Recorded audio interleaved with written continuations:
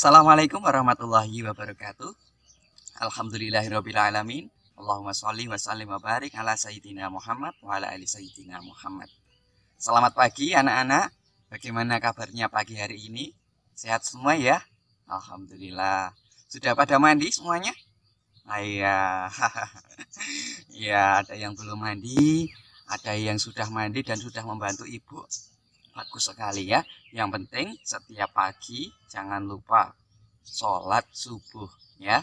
Jangan lupa sholat subuh ditunaikan. Nah, anak-anak, pagi hari ini Pak Guru sedang berada di sini. Di mana? Siapa yang tahu?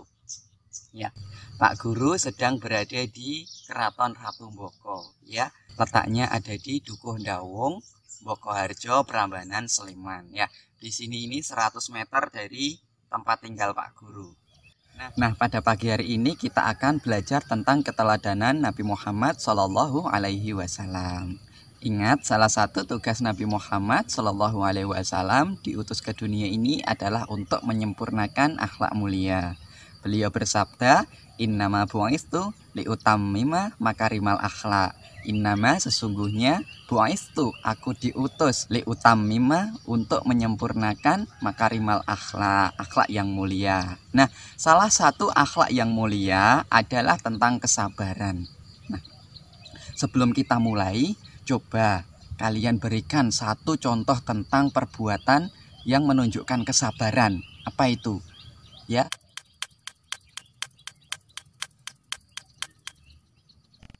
Nah, betul ya. Kesabaran itu ada banyak ya. Kita ngantri kamar mandi, tidak marah-marah, itu juga sabar. Kita ngantri jajan di kantin panjang dan kita tidak ngomel-ngomel, itu juga tentang kesabaran. Ada teman yang tiba-tiba ngejek kalian, lalu kalian tidak marah. Nah, itu juga tentang kesabaran. Dan masih banyak lagi yang lainnya. Jadi tujuan kita belajar pada pagi hari ini adalah satu, untuk mengetahui keteladanan Nabi Muhammad Shallallahu Alaihi Wasallam. Yang kedua adalah untuk mengetahui pentingnya kesabaran. Yang ketiga adalah agar kita mampu menerapkan kesabaran dalam kehidupan sehari-hari. Nah, pagi ini kita akan menyimak satu kisah keteladanan Rasulullah Shallallahu Alaihi Wasallam tentang kesabaran, yaitu ketika beliau menghadapi seorang pengemis buta. Pengemis itu setiap hari suka mencaci, suka memaki, dan suka ngerasani Rasulullah Shallallahu Alaihi Wasallam. Namun beliau tidak marah. Nah, bagaimana kisahnya? Mari kita simak kisah berikut ini. Wah, mataharinya sudah muncul, indah sekali ya. Ini adalah sunrise ya. Kita simak cerita berikut ini. Dikisahkan, dahulu di sudut pasar Madinah ada seorang pengemis perempuan buta yang beragama Yahudi. Di setiap harinya selalu berkata kepada setiap orang yang mendekatinya, "Wahai saudaraku, jangan dekati Muhammad. Dia itu orang gila, dia itu pembohong, dia itu tukang sihir. Apabila kalian mendekatinya, maka kalian akan dipengaruhinya." Namun, setiap pagi Nabi Muhammad SAW mendatanginya dengan membawakan makanan. Dan tanpa berucap sepatah kata pun, Rasulullah SAW menyuapkan makanan yang dibawanya kepada pengemis itu. Sedangkan pengemis itu tidak mengetahui bahwa yang menyuapnya itu adalah Rasulullah SAW. Rasulullah SAW melakukan hal ini setiap hari sampai beliau wafat.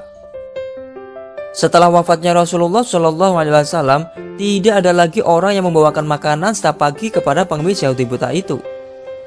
Namun kebiasaan wanita Yahudi itu terus saja berlanjut menghina Rasulullah SAW. Beberapa hari setelah Rasulullah wafat, Sayyidina Abu Bakar Siddiq menjadi khalifah pertama. Dia berusaha memimpin seperti kepemimpinan Nabi Muhammad SAW dan ingin sekali menjalankan hidup seperti baginda Nabi. Untuk bisa mencapai tujuannya, Sayyidina Abu Bakar bertanya kepada Aisyah, istri Nabi, "Wahai Ummi Amirul Mukminin, apa saja kebiasaan Rasulullah semasa hidup selain ibadah yang belum aku kerjakan?" Aisyah menjawab, "Semua kebiasaan baginda Nabi telah engkau laksanakan, kecuali satu hal. Setiap hari baginda Nabi selalu mengambil makanan dari rumah, dan makanan itu beliau bawa ke sudut kota Madinah.